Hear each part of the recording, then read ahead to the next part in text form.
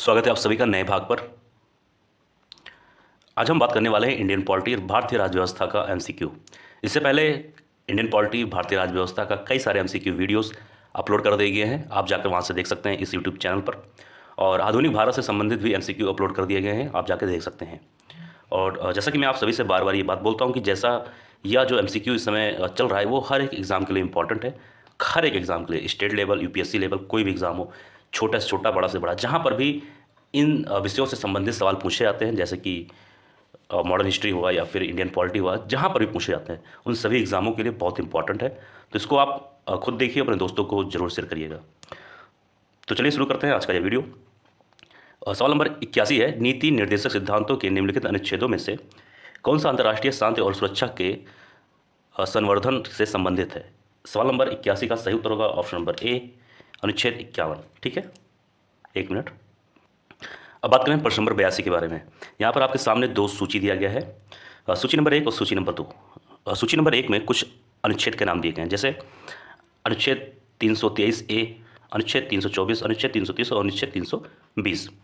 और सूची नंबर 2 में दिए गए हैं इसी अनुच्छेद से संबंधित कुछ विषय, यानी कि कौन सा अनुच्छेद किससे संबंधित है।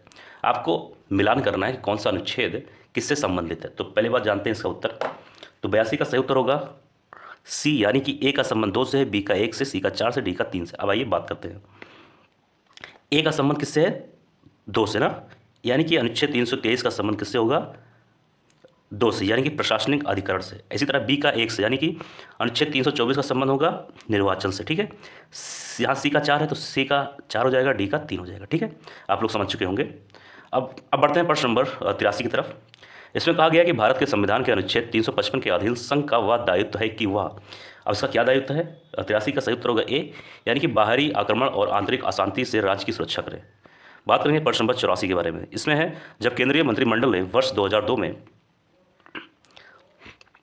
चुनाव सुधारों पर अध्यादेश में बिना किसी बदलाव के उसे राष्ट्रपति को वापस भेजा, तब राष्ट्रपति ने भारतीय संविधान के कौन से अनुच्छेद के अंतर्गत उसे अपनी सहमति दी।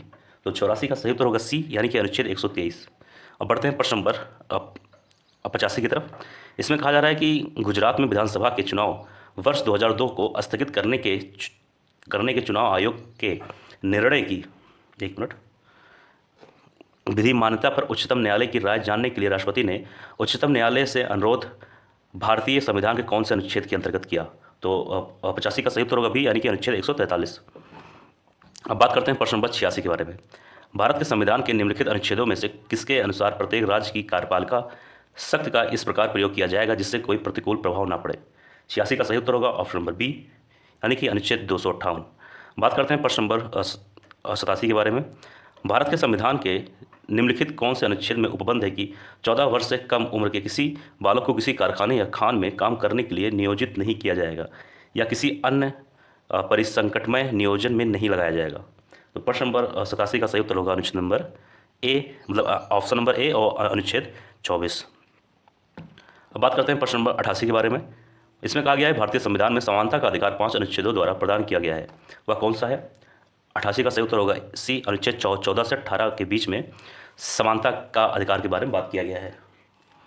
बात करें प्रश्न नंबर 89 के बारे में। यहाँ पर दो सूची दिया गया है। सूची नंबर 1 में बात किया जा रहा है संस्थान के बारे में, जैसे ए में है भारत का नियंत्रक व महालेखा परीक्षक, बी में वित्त आयोग, सी में प्रशासनिक अधिकरण, डी में संघ लोक सेवा आयोग, और सूची नंबर 2 में बात किया जा रहा है अनुच्छेद के बारे में। तो 89 का सही उत्तर होगा ए, यानी कि ए का संबंध 3 से, बी का 2 से, सी का 4 से, डी का 1 से, यानी कि ए का 3 मतलब भारत का नियंत्रक एवं महालेखा परीक्षक का संबंध होगा 3, यानी कि अनुच्छेद 148 से। ठीक है, बी का 2 यानी कि जो वित्त आयोग है इसका संबंध होगा 280। ठीक, ये 2 है ना, इसीलिए। सी का 4 यानी कि प्रशासनिक अधिकरण 323 ए से होगा। इसी तरह डी का 1 से होगा। ठीक है, आप लोग समझ चुके होंगे। बात करें प्रश्न नंबर 90 के बारे में। इसमें कहा जा रहा है कि भारतीय संविधान के किस अनुच्छेद के अंतर्गत भारत सरकार का दायित्व है कि वह बाह्य आक्रमण एवं आंतरिक अशांति से राज्यों की रक्षा करें। तो प्रश्न नंबर 90 का सही उत्तर होगा option number 300, option number A और अनुच्छेद 355। अब बात करेंगे प्रश्न नंबर 91 के बारे में।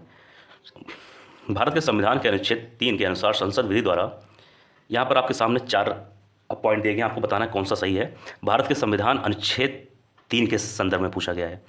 तो 91 का सही उत्तर होगा सी, यानी कि एक मिनट की सी, यानी कि ये 2 3, ये भी सही है, ये भी सही, यानी कि किसी भी राज्य की सीमाओं में परिवर्तन कर सकेगी और किसी भी राज्य का क्षेत्रफल बढ़ा सकेगी। तो जो आर्टिकल मतलब या अनुच्छेद नंबर 3 है उसका संबंध इन दोनों से। ठीक है, अब बात करते हैं प्रश्न नंबर 92 के बारे में। भारतीय संविधान के किस अनुच्छेद के अंतर्गत नियंत्रक एवं महालेखा परीक्षक की नियुक्ति होती है? 92 का सही उत्तर होगा सी, अनुच्छेद नंबर 148। अब बात करें प्रश्न नंबर 93 के बारे में। भारत के प्रत्येक नागरिक का कर्तव्य होगा होगा प्राकृतिक पर्यावरण संरक्षण एवं सुधार। यह कथन भारतीय संविधान के किस अनुच्छेद से संदर्भित है? तो प्रश्न नंबर 93 का सही उत्तर होगा ए, अनुच्छेद 48A। एक मिनट,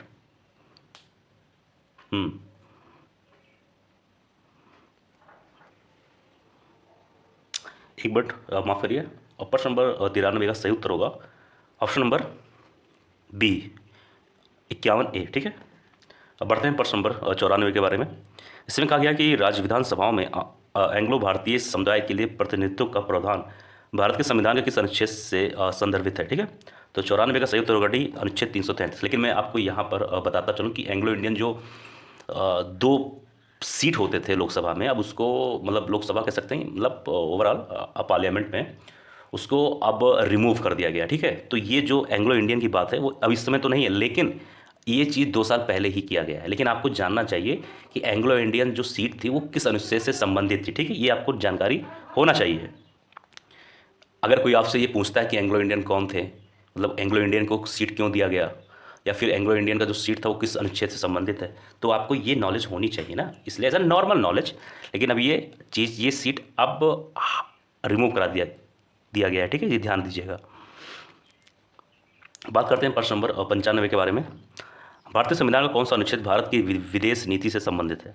95 का सही उत्तर होगा ऑप्शन नंबर डी, यानी कि 51। बात करते हैं प्रश्न नंबर 96 के बारे में। भारतीय संविधान, एक मिनट, भारतीय संविधान के किस अनुच्छेद के अंतर्गत अंतर्राष्ट्रीय समझौतों को प्रभावी बनाने हेतु संसद राज्य सूची के विषय पर कानून बना सकती है? 96 का सही उत्तर होगा डी, यानी कि अनुच्छेद 253। अब बात करें प्रश्न नंबर 97 के बारे में। निम्न में से भारतीय संविधान के किस अनुच्छेद का उपयोग अभी तक नहीं किया गया है? बहुत ही अच्छा सवाल। तो इसका सही उत्तर होगा डी, यानी कि अनुच्छेद 360। बात करें प्रश्न नंबर 98 के बारे में। इसमें कहा गया कि भारतीय संविधान के अनुच्छेद 17 में क्या उपबंध दिया गया है? ठीक है, तो 98 का सही उत्तर होगा ऑप्शन नंबर डी, यानी कि अस्पृश्यता उन्मूलन का। ठीक है, यानी कि अनटचबिलिटी कह सकते हैं इंग्लिश में। अब बात करेंगे प्रश्न नंबर 99 के बारे में। इसमें कहा गया है नीति आयोग भारत के संविधान के किस अनुच्छेद के तहत संगठित किया गया है? तो प्रश्न नंबर 99 का सही उत्तर होगा डी, इनमें से कोई नहीं है जो नीति आयोग भारत के संविधान के अनुच्छेद के बारे में बात किया गया है।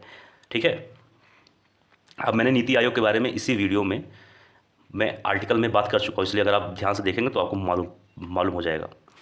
बात करेंगे प्रश्न नंबर 100 के बारे में। किसी राज्य में विधान परिषद की स्थापना और समाप्ति का प्रावधान है? भारतीय संविधान के कौन से अनुच्छेद से संबंधित है?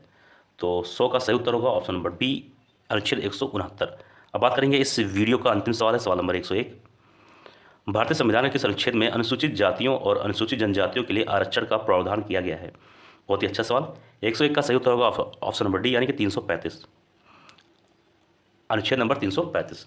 तो दोस्तों, यह था आज का वीडियो। मुझे उम्मीद है आप सभी को यह वीडियो पसंद आया होगा। इस वीडियो को जरूर आप लोग शेयर करिए, चैनल को सब्सक्राइब करिए। और दोस्तों, किसी भी सवाल में कोई भी डाउट हो, आप सभी कोई भी डाउट आप जरूर कमेंट बॉक्स में लिखें। हो सकता है कि हमसे भी कुछ गलती हो जाती होगी, ऐसी बात नहीं है।